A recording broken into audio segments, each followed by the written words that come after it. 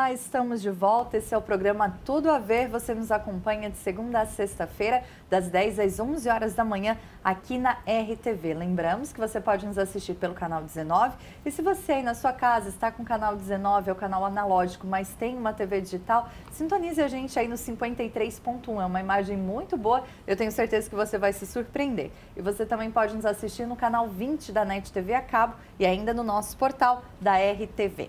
Estou recebendo aqui Vanessa de Andrade, que é professora, pesquisadora. Ela fala sobre os benefícios da alimentação para o nosso corpo, os malefícios também, né, Vanessa? A gente já falou um pouquinho que comer errado, comer alimentação muito industrializada vai fazer mal para a gente. Uma hora essa conta vai chegar, Vanessa? Com certeza. E essa conta está chegando para essa geração que hoje está na volta dos 40, 50 anos.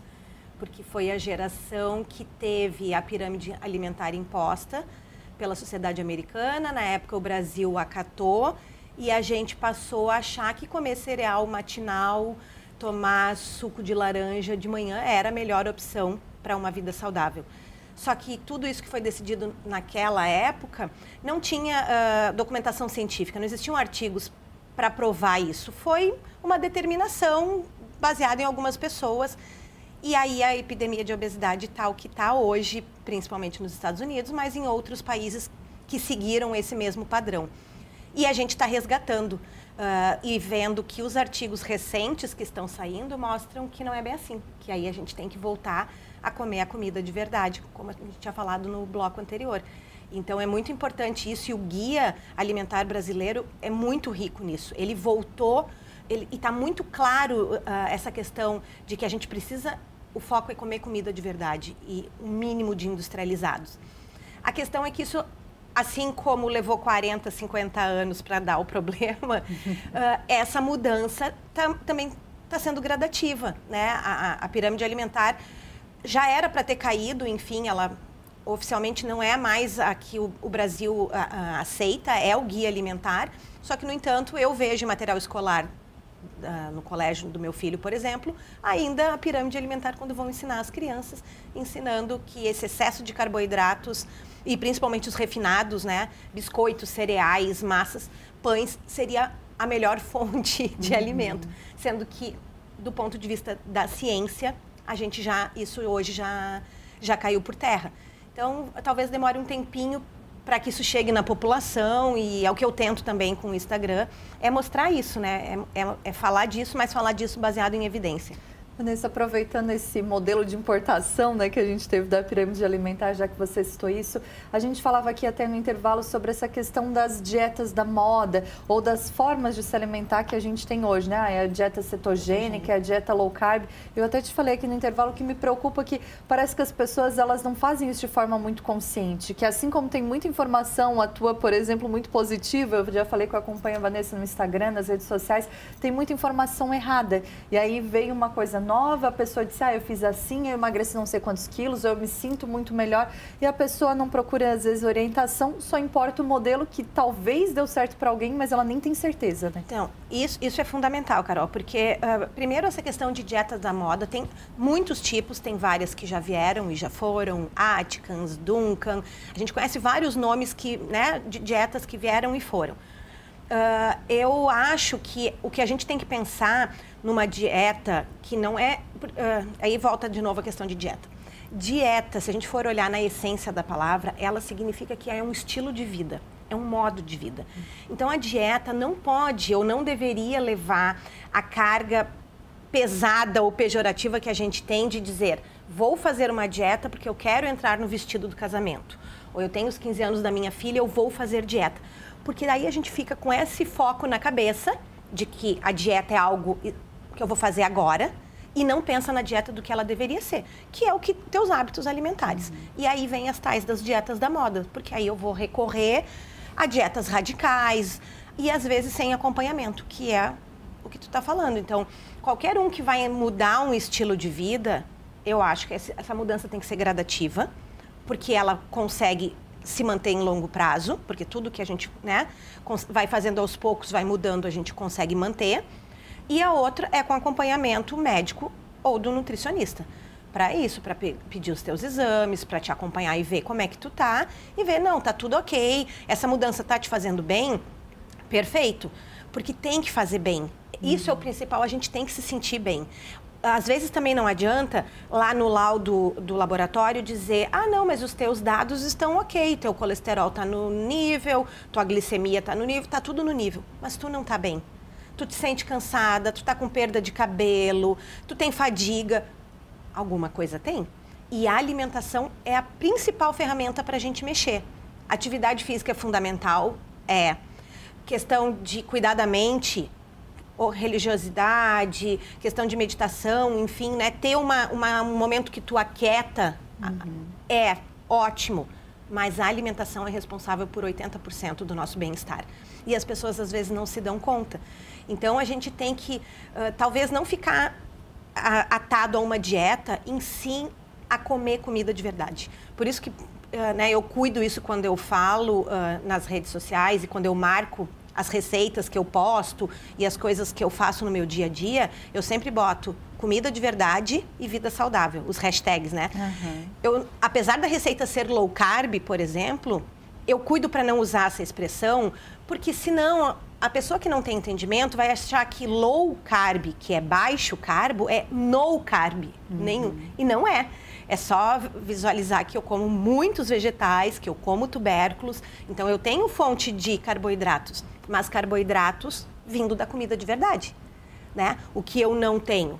Massas de trigo, coisas industrializadas, um pão comprado no supermercado. Então, isso eu não tenho, mas não quer dizer que eu não como o pão que eu faço. Esse final de semana eu fiz pão de grão de bico. Então, eu tenho uma fonte de carboidrato, mas vindo da comida natural. Então, eu acho que a sacada está nisso, sabe? A gente voltar a comer comida de verdade e não se ater a esses nomes, principalmente quando a gente não tem um discernimento correto, porque aí é o medo. Como tu estava dando exemplo, até só para dando um gancho, a gente estava conversando, a questão do excesso de gordura, o excesso de queijo, o excesso de bacon. Ah, porque pode, né? Agora a gente descobriu que a carne não é o problema, que a gordura natural do alimento não é o problema. Ok, os trabalhos mostram isso, mas não é para eu só comer isso. Não é para eu exagerar, porque no fundo eu vou extrapolar a conta. A gente tem que pensar que a gente tem que manter o que a gente gasta e o que a gente consome. Eu acho que tudo também tem um máximo, né, Vanessa? Tem uma quantidade máxima de açúcar que faz bem para o meu organismo, tem uma quantidade máxima de carboidrato ou de gordura, aí a pessoa passa o dia inteiro só consumindo açúcar, né? A gente sabe que faz mal, mas aí hoje não, a pessoa passa o dia inteiro só consumindo gordura e acha que faz bem. Não, tem uma quantidade para cada pessoa, né? Tem uma quantidade para cada pessoa, nem todas as dietas funcionam para todo mundo, essas dietas da moda, esses nomes, não é porque deu certo, né?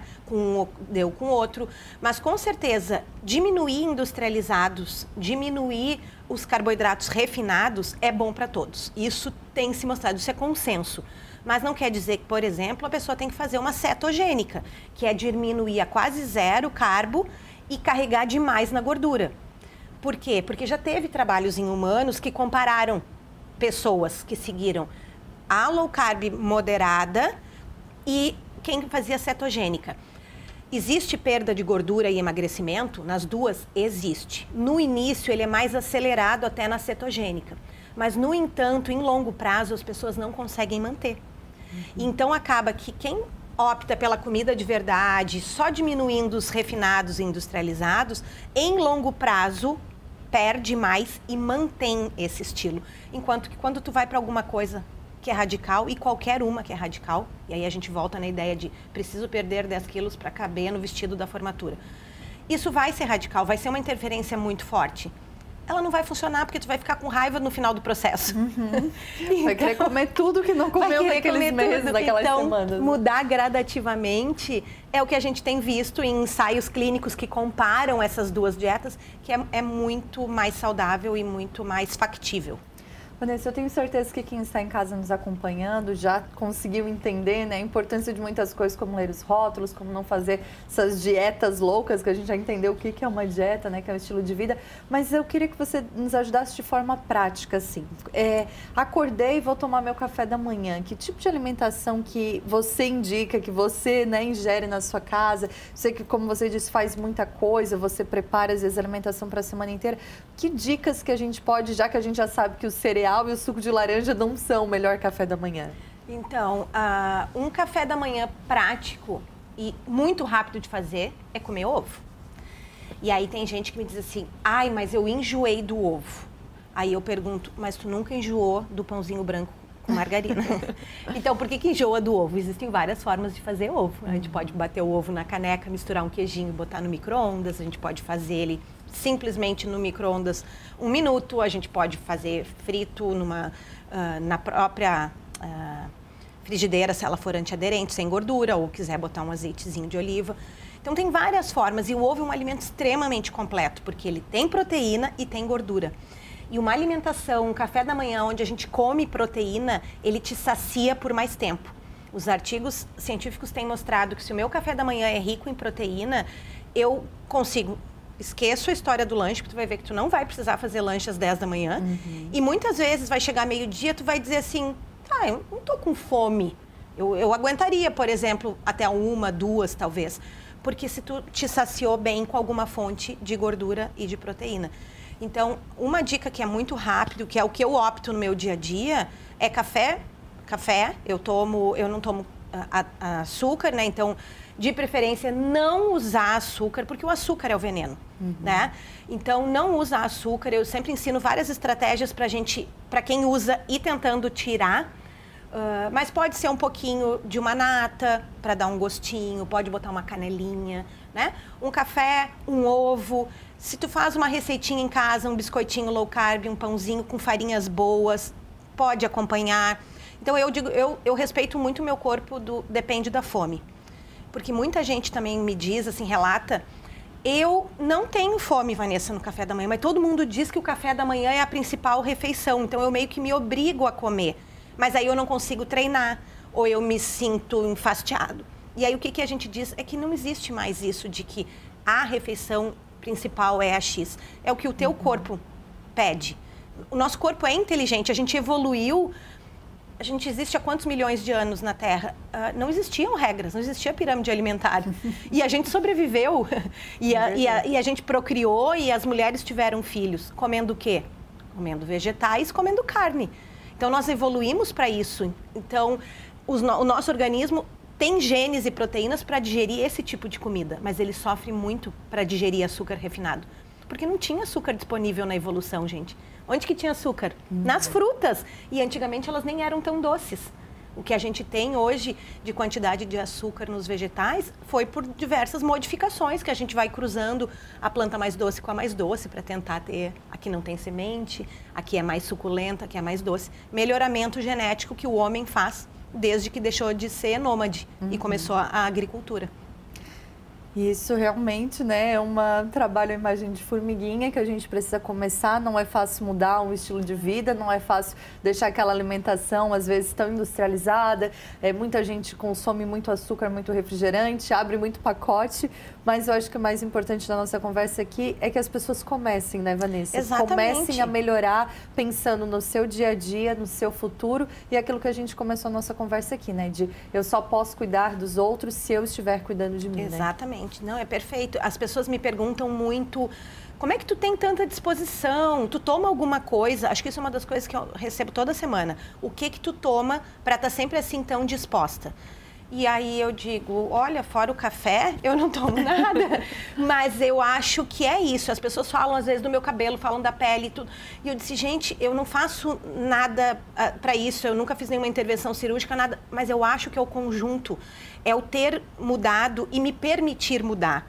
Eu acho que isso é muito importante, Carol, porque eu tenho essa consciência há uns 2 anos e meio. Eu tinha uma semi-consciência disso há uns 7. Porque a gente vai mudando do que o que a gente entende por correto. Então, eu estudo isso, obviamente eu estou em contato, eu sei pesquisar artigos científicos, pelo fato de eu ser pesquisadora. Então, talvez para mim seja mais fácil entender as referências que levaram a gente a comer dessa forma e o que é certo e o que não. Mas não foi, não é que eu sempre fui assim, entende? A única coisa que eu fui radical foi que aos 13 anos eu li uma revista Saúde que carne do churrasco equivaleria a X cigarros fumados. Me apavorei. Com 13 anos eu parei de comer carne e refrigerante. Refri eu não tomo até hoje, mas eu fui vegetariana por 30 anos. até começar a ver os artigos científicos e ver que não é bem assim.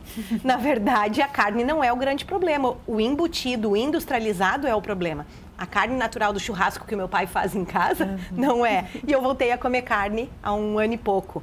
Então, muitas coisas a gente vai se permitindo mudar. Então, a gente tem que estar aberto para as novas evidências científicas, para pessoas que falam de ciência de verdade e não em especulações e achismo, porque o Instagram está cheio de gente que fala sem ter base, sem ter conhecimento.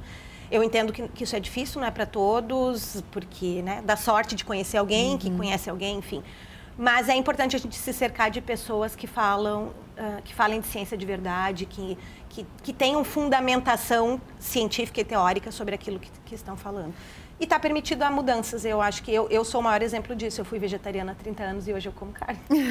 Que bom, Vanessa, é muito bom o nosso contato, nossa conversa aqui. Eu tenho certeza que a gente aprendeu muito. Eu queria que tu deixasse, né, teu Instagram, tuas redes sociais, para quem está nos ouvindo. Às vezes, eu não entendo muito bem, mas eu quero aprender mais. Eu tenho certeza que é um canal também para poder, né, entender um pouquinho mais e crescer nessa mudança, talvez, né? Então na Unesc, eu sempre falo, porque a gente tem muitos alunos e o pessoal daqui da cidade, eu oriento na pós-graduação, tenho meu gabinete, às vezes recebo gente, alunos da nutrição, da medicina, da biologia, podem me procurar, né? Então, lá no bloco da saúde, é só falar com o guarda da recepção, que ele sabe onde é que é meu gabinete. Se eu não estou em sala de aula, eu sempre recebo as pessoas. E pelas redes sociais, eu uso, na verdade, praticamente o Instagram, o Facebook eu quase não uso.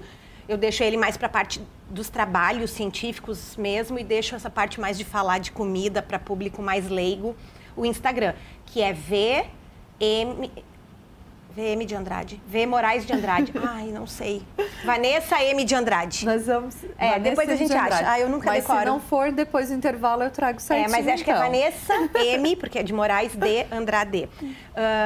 E aí lá eu tenho receitas, eu mostro o meu dia a dia com essa ideia, né? De que uma pessoa que é professora, que é pesquisadora, que é mãe, arranja tempo para fazer tudo. E aí é só ver que o que eu faço é comida normal, é comida de verdade. Eu tento mostrar meu dia a dia quando eu vou no supermercado, dar dicas de ler rótulos. Então, nem sempre, né, eu consigo isso todo dia, mas na medida do possível, eu respondo todo mundo, nunca deixei de responder ninguém.